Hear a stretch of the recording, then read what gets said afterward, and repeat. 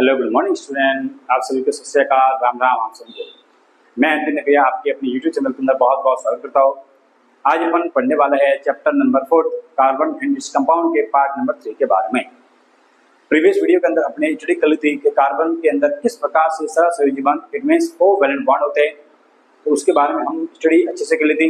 एक बार थोड़ा सा पुनः इसको 2 मिनट में रिवाइज कर लेते हैं।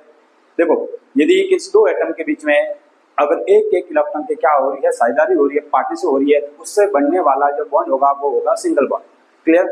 यदि आपको किसी भी दो एटम के बीच में यदि दो दो इलेक्ट्रॉन की पार्टनरशिप हो रही है, साझेदारी हो रही है, तो उसके बीच बनने वाला जो बॉन्ड होगा वो होगा डबल बॉन्ड। और यदि किन्हीं भी दो इलेक्ट्रॉन के बीच में किन्हीं भी दो एटम के बीच में यदि तीन तीन इलेक्ट्रॉन की साझेदारी हो रही है, तीन तीन इलेक्ट्रॉन की अगर पार्टनरशिप हो रही है, तो उसके मीन्स बनने वाला बॉन्ड जो होगा वो होगा ट्रिपल बॉन्ड। अब ये जो बॉन्ड जो बन रहे हैं इलेक्ट्रॉन के साझेदारी से, उस बॉन्ड को अपन क्या कहते हैं? सहसंयोजी बंध या कोवैलेंट बॉन्ड कहते हैं।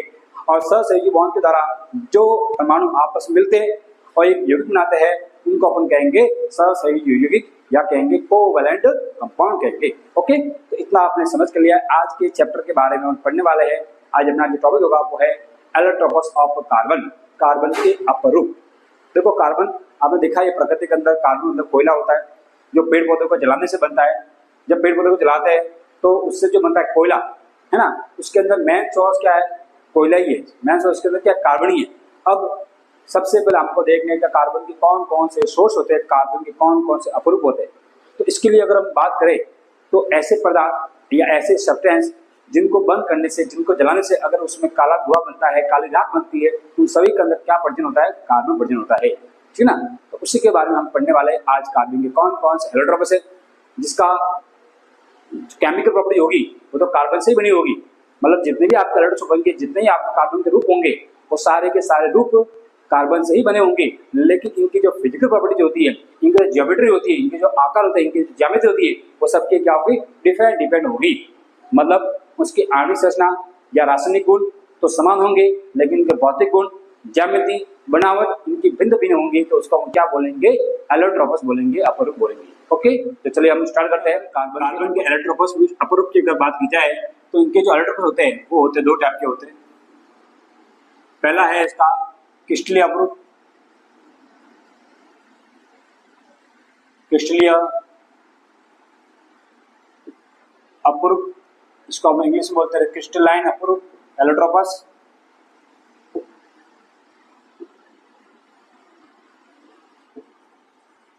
दूसरे आपका अक्रिस्टलीय अपरूप।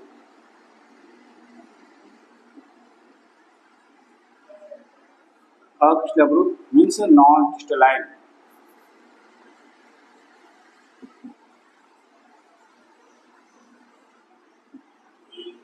क्लियर है?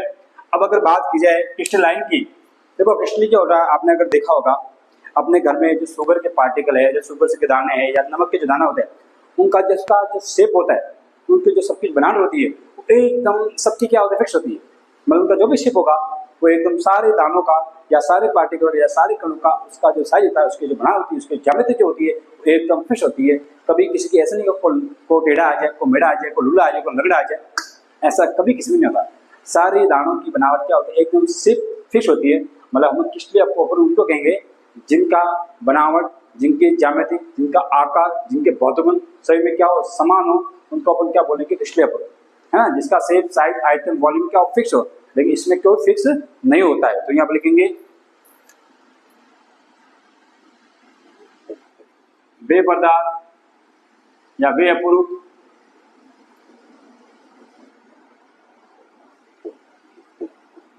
जिनका आकार, ज्यामिति, बनावट, आयतन और घनत्व निश्चित हो, उसे हम क्या कहेंगे? क्रिस्टलीय अपरूप कहेंगे। पास में लिखेंगे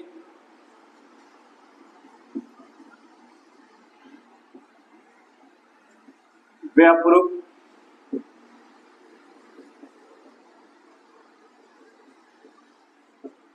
जिनका आकार,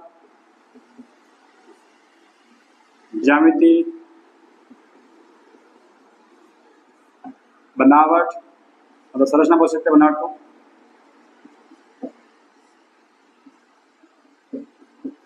आदि क्या हो, अनिश्चित हो, तो उसे हम क्या कहेंगे, अक्रिस्टलीय अप्रूप कहेंगे। इसको इंग्लिश के अंदर भी लिख लेते,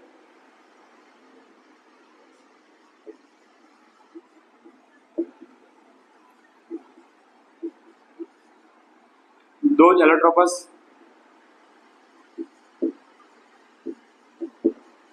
in which fix of its shape, size, geometry and structure, है ना, जिसका ऐसे एलोट्रोपस जिसकी fix of its shape, size, geometry and structure, जिसका फिक्स हो उसको हम क्या बोलेंगे, एलोट्रोपस बोलेंगे। अगर नॉन फिक्सन की बात की जाए तो यहाँ रखेंगे दो एलोट्रोपस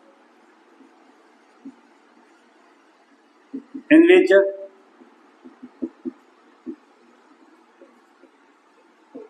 do not fix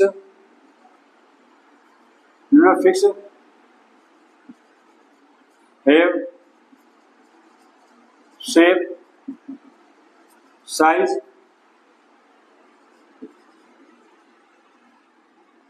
geometry, etc. ठीक ना, दो allotropes in which do not fix have shape, size, geometry, structure, density, volume, जिनका कोई फिक्स नहीं हो तो उनको क्या बोलेंगे, नॉन क्रिस्टलाइन, या उसको बोलेंगे अक्रिस्टलीय। अब हम बात कर लेते हैं कि हमारे जो अक्रिस्टलीय अपूर्व है वो कौन कौन से होते हैं, इसके अंदर क्या क्या आते हैं वो हमको देख लेना है। जैसे इसके अंदर आता है कोक, एक आता है इसके अंदर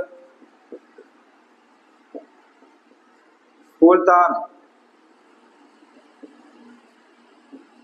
नेक्स्ट है कोयला, नेक्स्ट है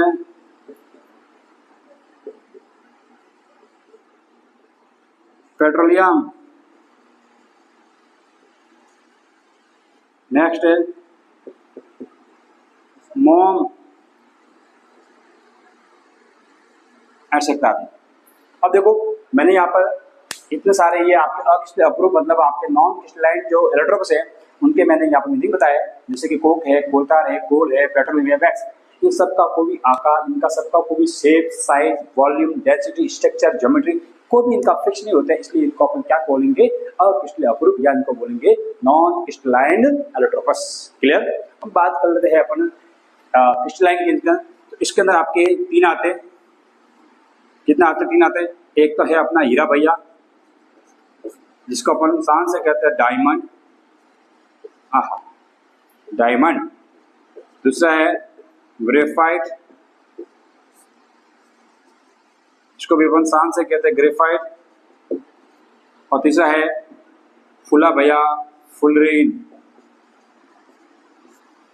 इसको भी अपन शान से कहते हैं फुलरीन। ठीक है, तो अपने जो कोर्स में है 10th जो कोर्स है आपका एनसीईआरटी वाला, उसके अंदर कोर्स के अंदर आपको जो अक्रिस्टलीय है, नॉन क्रिस्टलाइन है, वो आपको नहीं रीड करने। आपको अपने कोर्स के अंदर सिर्फ हीरा है, ग्रेफाइट है और फुलरीन, इनके बारे में हमको स्टडी करनी है, इनका डायग्राम भी थोड़ा याद रखना है और इनके बारे में थोड़ा सा बहुत एक्सप्लेन भी याद रखना है। तो अभी हम इसके बारे में स्टडी करने वाले। हीरा है, ग्रेफाइट है और फुलरीन, इनका सबका शेप, साइज, ज्योमेट्री क्या होती है, फिक्स होती है। इसके अंदर ये ऐसा नहीं है कि ये डायमंड ये थोड़ा लंगड़ा है तो ये लूला हो जाएगा, ये तो टेढ़ा हो जाएगा, मेढ़ा हो जाएगा, ऐसी बात नहीं है। सारे के सारे डायमंड और सारे के सारे ग्रेफाइट, सबका शेप, साइज, ज्योमेट्री, स्ट्रक्चर, है ना, जितने फिजिकल प्रॉपर्टी है वो सबका क्या होती है, सेम होती है। इसलिए इनको अपन कहते हैं क्रिस्टलीय अपूर्व, या इसको अपन कहते हैं क्रिस्टलाइन एलोट्रोपस। चलिए हम इसके बारे में स्टडी करते हैं। सबसे पहले हम पढ़ेंगे डायमंड के बारे में।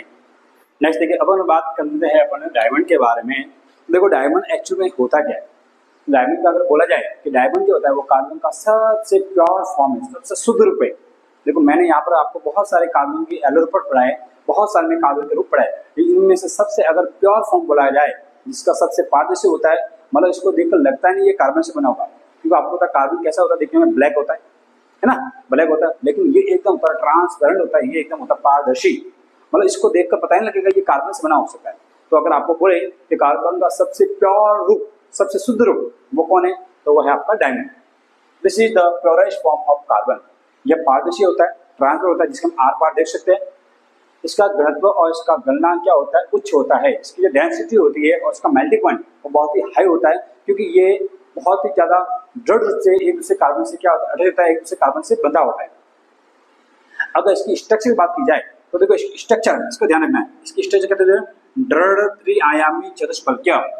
त्रिआयामी का मतलब ये 3D होती है, त्रिआयामी मतलब क्या, 3 डायमेंशन के अंदर और होते चतुष्फलकीय, मतलब 4 फलक होते हैं। इस प्रकार से हर एक कार्बन अपने अलावा दूसरे 4 कार्बन के साथ बॉन्ड बना करके बनाएगा, चतुष्फलकीय संरचना बनाएगा। तो देखो इसमें लिखा हुआ भी है, इसमें प्रत्येक कार्बन अन्य 4 कार्बन के साथ बंध बनाकर चतुष्फलकीय संरचना बनाता है।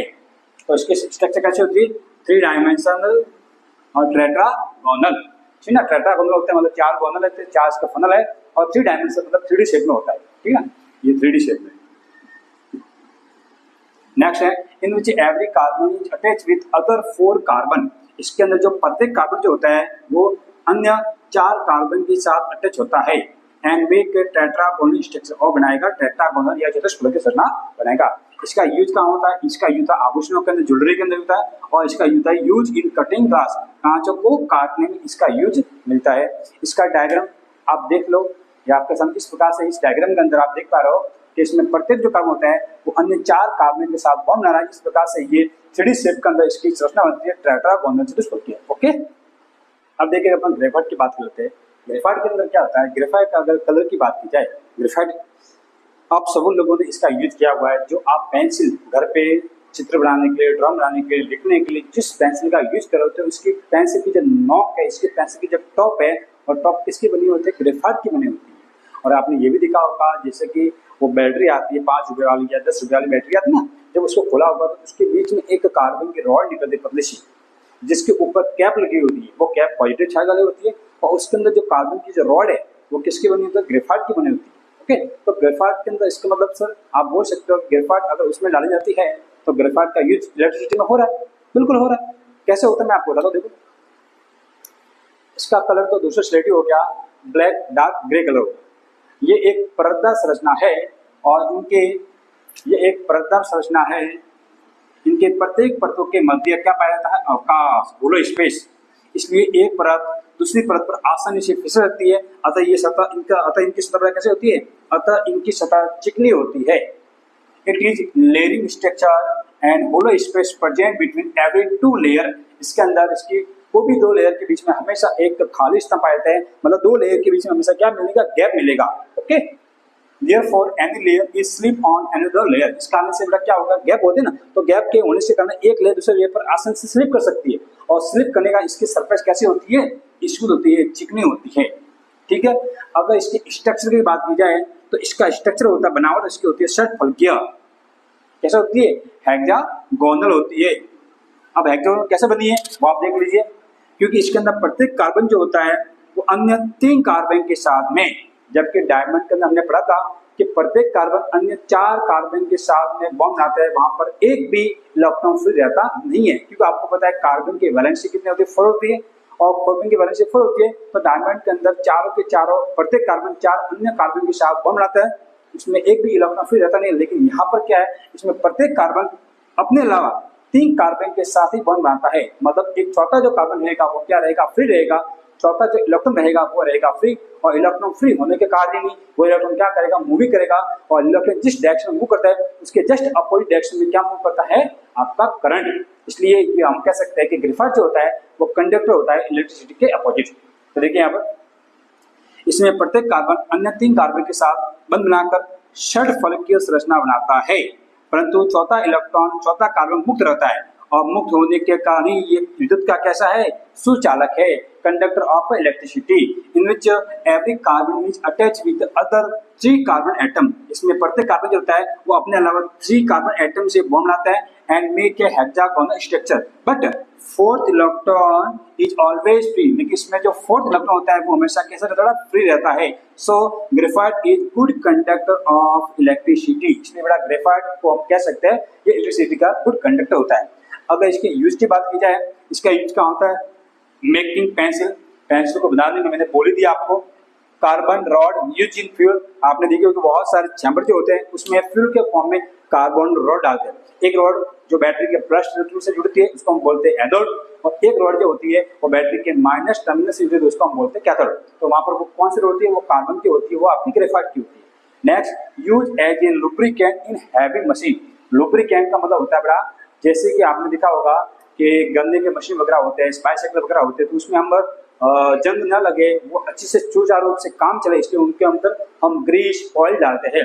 लेकिन जो मशीन हैवी होती है उस मशीन बनाओ के अंदर हैवी फॉर्म में उस मशीनों पे अच्छे ढंग से कार्य करने के लिए उनके किर्रे खराब न हो, वो अच्छे लॉन्ग टाइम चले, उसके अंदर लुब्रिकेंट के फॉर्म में हम ग्रेफाइट का यूज करते हैं. किसका यूज करते हैं? लुब्रिकेंट के फॉर्म में हम ग्रेफाइट का यूज करते हैं. अब देखिए यहाँ पर ग्रेफाइट की स्ट्रक्चर होती है वो कुछ इस प्रकार जो होती है. इसमें देखो एक परत और दूसरी परत के बीच में क्या दिख रहा है आपको? गैप दिख रहा है. तो ये गैप होने के कारण एक लेयर दूसरी लेयर पर आसानी से स्लिप कर सकती है, इसलिए हम कह सकते हैं ये चिकनी होती है. और चिकनी होने के कारण ही इसकी स्ट्रक्चर जो होती है, और चिकनी होने के कारण इसका जो यूज होता है वो क्या होता है? लुब्रिकेंट के फॉर्म के अंदर हैवी मशीन होता है. ठीक है, हम बात करते हैं फुलरिंग के बारे में. चलिए नेक्स्ट हम बात करते हैं फुलरिंग के बारे में. ठीक है, फुलरिंग जो होता है इसकी अगर डिस्कवर की बात की, इसके अगर खोज की बात की जाए तो इसको जो डिस्कवर खोज करने का जो श्रेय जाता है वो जाता है बकमिस्टर फुलरिंग को. क्या कहता है? बकमिस्टर फुलरिंग. और इसी के नाम के ऊपर इसका नाम भी क्या रख दिया? फुलरिंग रख दिया. Discover by Buckminster fullerene. Clear? सबसे पहले एक तो इसमें साइंटिस्ट का नाम देखना आपको. नेक्स्ट अगर बात की जाए इसकी स्ट्रक्चर के बारे में, तो इसकी स्ट्रक्चर जो है गुंबद आपने देखा जो मंदिर के ऊपर होता है, गुंबद शेप में, डम शेप में होता है, तो गुंबद के समान या इसकी संरचना होती है फुटबॉल के समान, इसलिए इसको अपन क्या कहते हैं? इसलिए इसको अपन बक्की बॉल भी कहते हैं. क्या कहते हैं? बक्की बॉल. वेरी वेरी क्वेश्चन आया है एग्जाम के अंदर.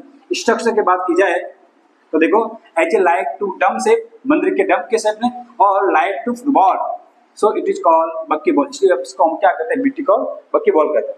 इसके दो रूप संभावित है. एक तो कार्बन 60 वाला जिसमें कार्बन आपके कितने मिलेंगे? 60 मिलेंगे. एक कार्बन 70 जिसमें कार्बन आपको मिलेंगे 70. लेकिन इन दोनों में से कार्बन 60 वाला है जिसमें कार्बन की नंबर कितने 60 है, वो आपका क्या स्टेबल है, वो आपका स्थायी. ठीक है ना. नेक्स्ट इसमें बात की जाए इसमें कितने फलक होते हैं, इसमें कितनी भुजा होती है, इसमें कितने गोंदल होते हैं? वो 32. और 32 में से अगर 20 की बात की जाए तो 20 तो होता है आपके षटकोणीय होते है ना, 6 कोने वाले, और जो 12 होते हैं वो होते हैं आपके पंचकोणीय, 5 कोने वाले. 5 कोने आपने देखा ना, शेप कुछ इस तरह से होता है. ये 1 2 3 4 5 और षटकोणीय कुछ इस तरह से 1 2 3 4 5 और 6. फुटबॉल देखा होगा ना, फुटबॉल की स्ट्रक्चर भी आपको अच्छी दिखती है. देखो यहाँ पर आपके बक्की बॉल है, इसकी स्ट्रक्चर देख लो, as a like to football, एकदम फुटबॉल के समान ही आपको दिखता है, इसलिए इसको अपन कहा गया है बक्की बॉल. ठीक है. तो इस प्रकार से आपके ये कार्बन के 3 इलेक्ट्रोड बचते, डायमंड, ग्रेफाइट और फुल, तीनों आपके यहाँ पर खुले होते हैं. आपके कोर्स में यही है और आपको अच्छे से याद करने, इसमें हर बार इसका एक न एक क्वेश्चन आता रहता है. ठीक है ना. अब हम देख लेते हैं कार्बन की सर्वोत्मुखी प्रकृति, वर्सेटाइल नेचर ऑफ कार्बन. ठीक है ना. तो ये एग्जाम में बहुत बार पूछी जाती है कि कार्बन की क्या प्रकृति होती है जिस कारण से कार्बन अपने समूह के कार्बन परमाणु के साथ में या अपने अलावा किसी अन्य एटम के साथ में भी इजीली से आसानी से बंध बना सकता है. तो उसको अपन कहते हैं कार्बन की वर्सेटाइल नेचर या कार्बन की सर्वोत्मुखी प्रकृति. तो बहुत ही सिंपल है. देखिए यहाँ पर अगर बात की जाए